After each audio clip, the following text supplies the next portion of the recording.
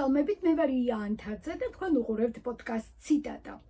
პოდკასტის დღევანდელი ეპიზოდის ციტატა ასე ჟღერს: მადლიერება ჩქარა ბერდება. მისი ავტორია ძველი წელთაღრიცხვის მე-4 საუკუნის ბერძენი ფილოსოფოსი არისტოტელე.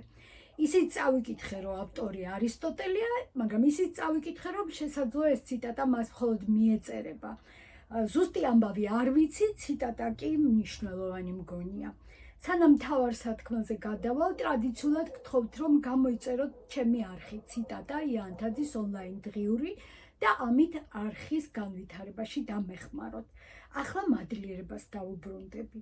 დღეს ამ ცნებას ყველაზე ხშირად ფსიქოლოგებისგან, პიროვნული განვითარების კოუჩებისგან და სასულიერო პირებისგან მოვისმენთ.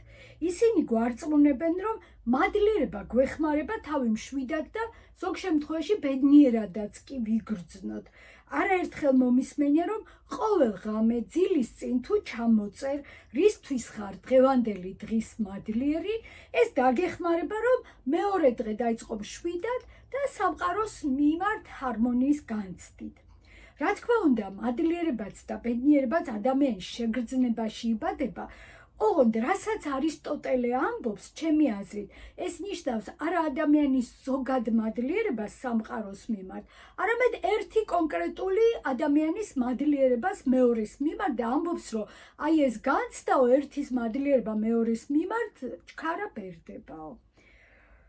დღევანდელ საქართველოში მადლიერების მიმართ მაღალი მგრძნობელობა გვაქვს, იმიტომ რომ ქვეყანას რეალურად მართავს პირი, ბიძინა ივანიშვილი, რომელსაც კარგახანს გაყვა განცდა, რომ საქართველოს მოსახლეობაში მას ჰქონდა ჭარბი ნდობა და ამ ფრაზას გვახსოვს ხშირად იმეორებდა და იგულისხმებოდა, რომ ჭარბი ნდობის საფუძველი იყო სწორედ მადლიერება მის მიმართ.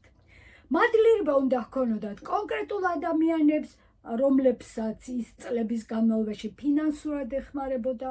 მადლიერება უნდა ჰქონოდათ სხვებსაც იმ პროექტების გამო, რომელსაც ის საკუთარი რესურსით აფინანსებდა, იქნებოდა ეს სამების ტაძრის მშენებლობა, თუ თეატრების რემონტი, თუ კულტურული მემკვიდრეობის ძეგლების გადარჩენა, თუ სხვა მსგავსი საქმიანობა. და ბოლოს მაინც მგონია ბიძინა ივანიშვილის აღქმაში მთავარი მადლიერება მის მიმართ ხალხს უნდა ქონოდა იმის გამო, რომ მიხეილ სააკაშვილი და ნაციონალური მოძრაობა ხელისუფლებას მშვიდობიანად ჩამოაცილა და ამ მოლოდინებს, რა თქმა უნდა, თავისი ძლიერი საფუძველი ჰქონდა, მაგრამ ბიძინა ივანიშვილმა არ გაითვალისწინა, როგორ მუშაობს ეს მადლიერების მექანიზმი და როგორც ჩანს, არც არისტოტელეს ციტატა წაუკითხავს, რომ ჩაღრმავებოდა. კოუჩებისგან და ფსიქოლოგებისგან განსხვავებით, რომლებიც ზოგადი მადლიერებისკენ მოგვიწოდებენ, არისტოტელეს ციტატაში მადლიერებას ორი მხარე ჰყავს: გამცემი და მიმღები. და ეს უკვე ნიშნავს, რომ ურთიერთობაში თანასწორობა დარღვეულია. თუ ადამიანი ბუნებრივად ესწრაფვის, რომ იყოს თვითკმარი არსება, მაშინ მადლიერების გრძნობა მას მუდმივად შეახსენებს, რომ მეორე ადამიანისგან არის დავალებული და როგორც კი სიკეთის მიმღებს შესაძლებლობა მიეცემა, მისი გონება მაშინვე ცდილობს, რომ აი ამ დაქვემდებარებული მდგომარეობიდან გამოვიდეს და შინაგანი წონასწორობა საკუთარ თავთან აღიდგინოს. აი ეს რას ნიშნავს ახლა ეს სიტყვები, როგორც კი შესაძლებლობა მიეცემა? ბევრ რამეს შეიძლება ნიშნავდეს. მაგალითად, შეიძლება იმას ნიშნავდეს, რომ გარკვეული გარემოებების გამო სიკეთის გამცემი წყვეტს ზრუნვას მეორე ადამიანზე და მიმღებიც მაშინვე ივიწყებს მადლიერებას, აბერებს მადლიერებას, როგორც არისტოტელე ამბობს. შესაძლოა მადლიერების დაბერების მიზეზი ის იყოს, რომ ადამიანს უნდოდეს, რაც შეიძლება მალე დაივიწყოს ის პერიოდი, როცა უჭირდა და თავის გადარჩენაში სხვა ეხმარებოდა. მადლიერება მალე დაბერდება, თუ სიკეთის მიმღები ამ სიკეთეს წმინდა ვალად აღიქვამს და ზურგზე დიდ ტვირთად აწევს ეს ვალი. ან შეიძლება მადლიერების დაბერება იმას მოყვეს, თუ გაირკვევა, რომ სიკეთის მიმღები თურმე ყოფილა მანიპულატორი ან ანგარებიანი ადამიანი. გამოდის, რომ ადამიანების ურთიერთობაში არაერთი საფუძველი არსებობს იმისთვის, რომ მადლიერება სამუდამო ჭარბნდობად კი არ გადაიქცეს, არამედ პირიქით ძალიან მალე დაბერდეს და შეიძლება სულად გაქრეს. ერთი რამ ზუსტად შეიძლება ითქვას, მადლიერების დაბერება არამც და არამც არ არის დაკავშირებული მეხსიერების პრობლემებთან. აი მაგალითად, ვიღაცა მე სიკეთეს მიკეთებდა და მე კიდე ავდექი და დავივიწყე. ესეთი რამე არ ხდება. მადლიერებაზე უარის თქმა არის ადამიანის პიროვნული გადაწყვეტილება. ეს არის გადაწყვეტილება, რომელიც გეუბნება, რომ აი შენმა მემ შენში გაიმარჯვა ვალდებულების მუდმივ განცდაზე. ამიტომ ის ადამიანი, ვინც სხვების ბუნებას, ზოგადად ადამიანის ბუნებას იცნობს, არ დაიწყებს სიკეთის კეთებას სამაგიერო მადლიერებისთვის და აი ამ ჭარბი ნდობის მოსაგროვებლად, იმიტომ რომ სიკეთის პასუხს აბრუნებს მხოლოდ სამყარო. ზუსტად ისე, როგორც ცნობილ ქართულ ანდაზაშია, მადლიქენი ქვაზე დადე გაიარე და წინ დაგხვდებაო. ბიძინა ივანიშვილს არაერთხელ საჯარო დაუხსნია, რომ საკუთარი ქველმოქმედება მას ანიჭებდა სიხარულს და პირველ რიგში საკუთარი თავისთვის აკეთებდა იმას, რასაც აკეთებდა. და თავიდან ასეთი ახსნა მგონი საკმაოდ ნორმალურ და გულწრფელ აღიარებად ჟღერდა და კიდე იმასაც გულისხმობდა, რომ აი მიემღებ მხარეს ვალდებულებებისგან ათავისუფლებდა. მაგრამ ახლა კი ჩანს, რომ პრობლემა სწორედ ეს იყო, რომ თავისი სიამოვნებისთვის ეხმარებოდა ადამიანებს, თუმცა მადლიერება სწორედ მათგან ელოდებოდა, ვისაც ეხმარებოდა და აქედან ბუნებრივად გაუჩნდა აი ამ ჭარბი ნდობის მოლოდინიც და განცდაც.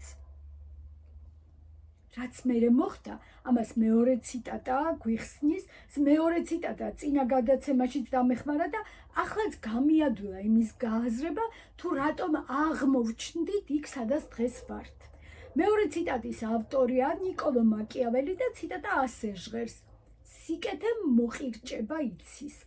თუ არისტოტელე სიკეთის მიმღებზე გვიამბობს, მაკიაველის ციტატაში ორივე მხარე შეიძლება იგულისხმებოდეს. ანუ ისიც შეიძლება იგულისხმებოდეს, რომ სიკეთის გაღება მოყირჭდა ადამიანზე, მეორე ადამიანზე მუდმივი ზრუნვა მოყირჭდა და ისიც შეიძლება იგულისხმებოდეს, რომ სიკეთის მიმღებსაც შეიძლება მოყირჭდეს მასზე მუდმივი ზრუნვა ვიღაცის მხრიდან.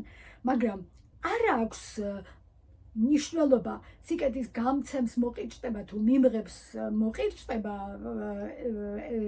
ერთმანეთთან ურთიერთობა, ორივე შემთხვევაში ადამიანებს შორის კავშირი წყდება და თანაც წყდება ძალიან ცუდად. თუ ვინმე კეთილად მეკცევა და უცებ ვიწყებ ფიქრს იმაზე, რომ თავისი ზრუნვით სინამდვილეში ჩემი ცხოვრების ოკუპაციას ცდილობს, რა თქმა უნდა ამ შემთხვევაში მადლიერების გრძნობა ძალიან ჩქარა მიქრება და შეიძლება აგრესიაც გამიჩნდეს და ამის მერე ისიც აღარ უნდა გამიკვირდეს, რომ სიკეთის გამცემს ათმაგი აგრესია გაუჩნდეს ჩემი უმადურობის პასუხად. სხვათა შორის დღესაც ივანიშვილის მხარდამჭერები ძალიან ხშირად ახსენებენ ამ სიტყვას, უმადურები არიანო ამბობენ იმ ადამიანებზე, რომლებიც გამოხატავენ პროტესტს დღევანდელი ხელისუფლების მიმართ და ამ ფრაზაში, რომ უმადურები არიან, ის იგულისხმება, რომ ბიძინა ივანიშვილს იმდენი სიკეთე აქვს საქართველოსთვის გაკეთებული და ახლაც იმდენ სიკეთეს უკეთებს, რომ ამის დავიწყება შეუძლიათ მხოლოდ უმადურ ადამიანებს. სინამდვილეში უბედურება მაშინ იწყება, როცა გამცემი არის ერთი, ხოლო მიმღები, ანუ უმადური არის ლამის მთელი ქვეყანა. სხვათა შორის ქვეყნის მმართველებს არც თუ იშვიათად უჩნდებათ ეს განცდა, რომ თვითონ ადამიანებზე გადაყოლილები იყვნენ და როცა დაჭირდათ და როცა გაუჭირდათ, საპასუხო მადლიერება ვერ მიიღეს. ეხლა მახსენდება მიხეილ სააკაშვილის ბიძის თემურ ალასანიას ჩანაწერი, რომელშიც ის ქართველებს ავადმყოფებს უწოდებდა და სწორედ კონტექსტი ეს იყო, რომ ვერ დაუფასეს მიშას ის ამაგი, რაც მას ჰქონდა ქართველების მიმართ და უმადურობით გადაუხადეს. და ამ ჩანაწერის ნამდვილობის არაფერი ვიცი, მაგრამ როცა მოვისმინე, არ გამიკვირდა, რასაც ამბობდა, იმიტომ რომ ზუსტად ჯდებოდა ამ ზოგად ტენდენციაში. ნამდვილად არ მაქვს პასუხი, ბიძინა ივანიშვილი რატომ ცდილობს, რომ საქართველოს მრავალსაუკუნოვანი საგარეო ვექტორი, აი ეს დასავლური ვექტორი, შეატრიალოს ჩრდილოეთისკენ თუ აღმოსავლეთისკენ და მართლა არ ვიცი, რატომ შეიძლება ცდილობდეს. შეიძლება თავისი პრაგმატული მიზნებისთვის ცდილობს, რატომაც არა. თუ სიკეთე მოყიჭდა და ამიტომ ცდილობს. ეს ძალიან ღრმა ფსიქოლოგიური განცდა და მართლა შეიძლება მიზეზი იყოს. თუ ხალხში მის მიმართ მადლიერების დაბერებამ მასში საპასუხო აგრესია და სამაგიეროს გადახდის სურვილი გამოიწვია, ვერ გამოვრიცხავ ვერც ამას. ერთი მაგალითი ვიცი, რომლისკენაც ახლა გონება გამირბის, პირადად ჩემთვის ბიძინა ივანიშვილის ქცევა გიორგი ბაჩიაშვილის და განსაკუთრებით მისი ოჯახის მიმართ ზუსტად იმის მაგალითია, როგორ ბრაზობს იგი, როგორ უხდის სამაგიეროს, როცა მის აღქმაში სიკეთეს არ უფასებენ. და სხვა მაგალითებიც გვეუბნება, რომ უმადურების მიმართ, როგორც ჩანს, საკმაოდ მკაცრია ბიძინა ივანიშვილი.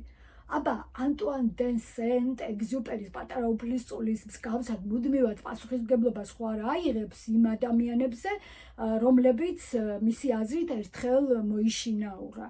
ან დოსტოევსკის თავადი მიშკინივით სულ სიკეთის კეთებაში ხომ არ გალევს ცხოვრებას, ან ვიქტორ ჰიუგოს ჟან ვალჟანივით მიტევების მაგალითად ხომ არ იქცევა, ან ჰარპერ ლის ატიკუს ფინჩივით სამართლიანობის და ჰუმანიზმის ნიმუში ხომ არ გახდება, ან ბოლოს და ბოლოს ოლღა გურამიშვილივით ხომ არ მოიქცევა, რომელიც მთავრობას თხოვდა ჩემი ქმრის მკვლელებს სიკვდილით ნუ დასჯითო. ჩემი აზრით, ყველა ზემოთ ჩამოთვლილი მხატვრული თუ რეალური პერსონაჟისგან განსხვავებით, ბიძინა ივანიშვილის პირადი დრამა მაშინ დაიწყო, როცა ჭარბი ნდობის მოგროვება გადაწყვიტა და ახლა შესაძლოა ჯავს იყრიდეს ყველაზე, ვისაც მის მიმართ მადლიერება არ გააჩნია. და ჩვენი ქვეყნის დრამა კი მაშინ დაიწყო, როცა მოსახლეობის ნაწილს გაუჩნდა განცდა, რომ ივანიშვილის ვალის ტირანიისგან როგორღაც უნდა გათავისუფლდეს. რაც დღეს ვილაპარაკე, არაფერში დარწმუნებული არ ვარ და არც შეიძლება, რომ დარწმუნებული ვიყო, მაგრამ როგორც ყოველთვის, ახლაც გულწრფელად გაგიზიარეთ ის, რასაც მე ვფიქრობ. მადლიერების თემა ჩვენი საზოგადოებისთვის დიდი თავის ტკივილი მგონია და უბრალოდ ვცადე, რომ ოდნავ სიღრმეში ჩამეხედა. დღეს ამით ვასრულებ არისტოტელეს და მაკიაველის ციტატების კომენტარს და ხვალამდე გემშვიდობებით. გადაცემის ბოლოს კიდევ ერთხელ გთხოვთ, რომ გამოიწეროთ ჩემი არხი ციტატა იანთაძის ონლაინ დღიური და კიდევ ერთხელ ტრადიციულად დიდი მადლობა ყველას, ვინც ჩემთან ერთად ხარ.